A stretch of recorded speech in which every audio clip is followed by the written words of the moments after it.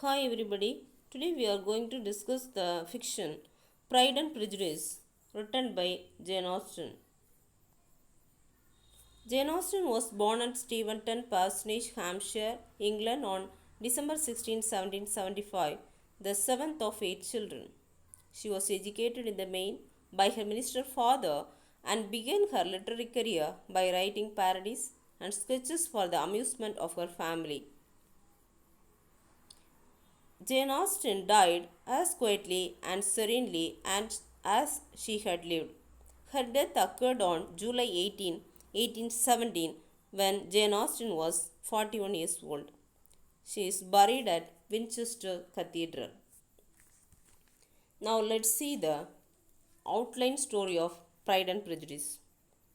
The Bennet family at Longbourn consisted of Mr. and Mrs. Bennet and their five daughters Jane, Elizabeth, Mary, Catherine, and Lydia. A rich man, Bingley, settled in the nearby mansion, Netherfield Park, grew fond of Jane. But his sister Caroline and friend Darcy, disgusted with the vulgar behavior of some of the members of the Bennet family, broke up Bingley's affair with Jane and took him back to London. Jane was very much pained by Bingley's assertion. Mr. Bennet's estate was entailed in default of a male heir to his cousin, Mr. Collins, who was rector of Hunsford under the patronage of Lady Catherine de Bourgh.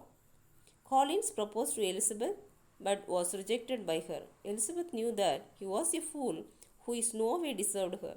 Collins immediately proposed to Elizabeth's friend Charlotte Lucas, married her, and took her to Hunsford. Elizabeth was not without some affair. She disliked Darcy right from the beginning for his conceited ways. Another reason why Elizabeth hated Darcy was that she believed that Darcy cheated and ill treated her friend Wickham. Elizabeth was attracted towards Wickham. However, when Wickham grew cold towards her for her lack of money and grew enamored of the rich Miss King, Elizabeth understood what a mercenary creature he was. Elizabeth visited her friend Charlotte at Hunsford.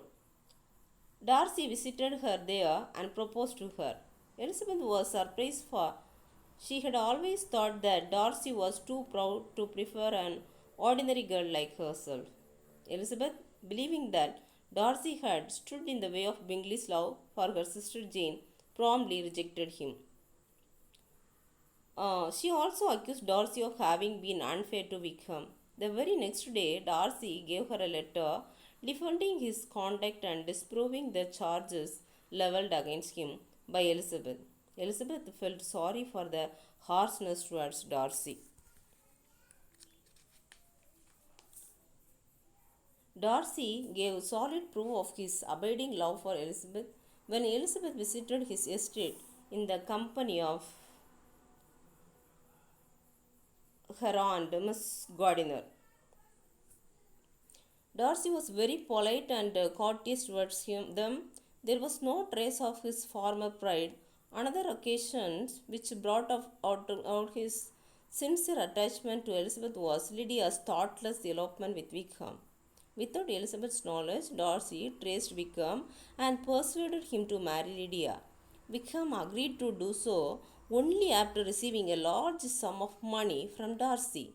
Darcy also got Wickham a job. Darcy did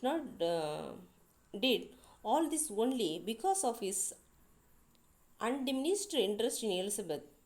Elizabeth realized Darcy's sterling character and no longer hated him. Therefore, when Lady Catherine de Bourgh, thinking that Elizabeth was going to be engaged to Darcy, tried to break it up, Elizabeth gave expression to their attachment to Darcy.